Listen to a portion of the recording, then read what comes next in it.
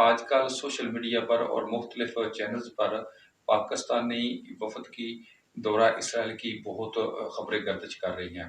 सरदार Munir Ahmad advocate ने इस दौरे की हकीकत बताई है और होशरुबा इंकशाफात किए हैं। आइए जो उन्होंने इंकशाफात किए हैं वो इंकशाफात मैं आपके सामने रखता हूँ।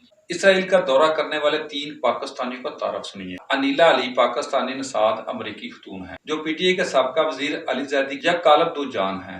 ये अली जैदी और खान साहब की कोशिशों से इसराइल गई, लेकिन ये पाकिस्तानी नहीं बल्कि अमरीकी पासपोर्ट पर वहां गई। वफाक में तब्दीली सरकार की हुकूमत आई तो कप्तान ने अमरीकियों को घसीट घसीट कर पाकिस्तान लाया और ना सिर्फ इन्हें अपना मशीर बनाया बल्कि इनको तर्जमान भी मुकर्रर किया, बल्कि बाद महकमों में इनको नौकरियों से नवाजा गया। इसी चाहत का नतीजा था कि साबका हुकूमत के मशीरों और तर्जमानों को पाकिस्तानियों से ज्यादा अमरीकियों की अक्सरियत थी। नंबर 2, अहमद कुरैशी पाकिस्तानी साद अमरीकी शहरी है जो बतौर तजिया नगार कई सालों से मशरिक़ वुस्ता और इसराइल के मामलात में काम कर रहा है। तब्दीली सरकार की हुकूमत आई तो उन्होंने वजीर इतलात फवाद चौधरी के जरिए अपने चहेते अहमद कुरैशी को पाकिस्तान बुलवाया। पीटीवी में कुवैत के बरक्स बारी बरकम तनख्वाह में मुराद के साथ एंकर पर्सन की नौकरी से नवाज दिया। आपको याद होगा इसी साल इस्लामी सरबराही कॉन्फ्रेंस की वजह से 23 मार्च की परेड में मुतअद्दिद इस्लामी ममालिक के सरबराहान भी शरीक थे।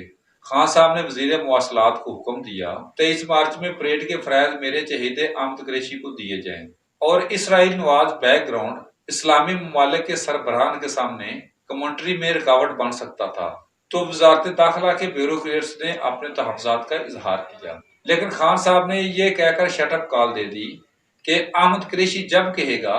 ख़वातीनो हज़रात, इस वक्त वज़ीर आज़म पाकिस्तान इस्लामी के चबूतरे पर पहुंच चुके हैं जिन्हें पाक फौज का एक चौको चुबंद दस्ता इस्लामी दे रहा है, तो अहमद कुरैशी का ये जुमला समा बांध देगा। जो उस साल 23 मार्च की परेड में सारा दिन खान साहब की गुन गाता रहा वो अहमद कुरैशी ही था जो इसराइल का दौरा करने वाले वफद का सरबराह था। 2 साल पहले कराची के एक शख्स ने खान साहब को खत लिखा कि वो यहूदी है और इसराइल का दौरा करना चाहता है, लेकिन इसके पासपोर्ट पर लिखा हुआ है कि इसका पासपोर्ट इसराइल के अलावा हर मुल्क के लिए कारआमद है। और दिलचस्प बात यह है कि हमारे पाकिस्तानी पासपोर्ट पर दर्ज होता है आप पाकिस्तानी पासपोर्ट पर इसराइल नहीं जा सकते। पासपोर्ट का इजरा खुद कार मशीनों पर होता है जिसके सॉफ्टवेयर में इसराइल के हवाले से ये तहरीर लिखी होती है। खान साहब ने इंतहाई जान फशानी से खत लिखने वाले कराची के इस बशिंदे के लिए खान साहब ने एक नया छापाखाना तैयार करवाया। इस छापाखाना की जिम्मेदारी सिर्फ एक पासपोर्ट का इजरा था जिस पर 10 करोड़ रुपए की लागत आई और ये एक पासपोर्ट जारी होने के बाद ये छापाखाना मस्मार कर दिया गया। खान साहब ने जाती दिलचस्पी लेकर इस बशिंदे की इसराइल की रवानगी के लिए हर राह हमवार किया। यही पाकिस्तानी है जो इसराइल जाने वाले वफद का एक रुकन था। दिलचस्प बात यह है कि पाकिस्तान के 75 सालों में ये पहला पाकिस्तानी है जिसके पासपोर्ट पर नॉट वैलिड फॉर इसराइल वाली इबारत दर्ज नहीं है और खुदा करे कि ये आखिरी ही हो। सरदार मुनीर एडवोकेट चैलेंज करते हैं अगर किसी ने मुनाजरा करना हो तो मैं हाजिर हूं। ये बिल्कुल हकीकत पर मबनी तहरीर है। नाज़रीन किराम, आज के टॉपिक की तरफ आने से पहले एक ब्रेक दोबारा हाजिर होते हैं।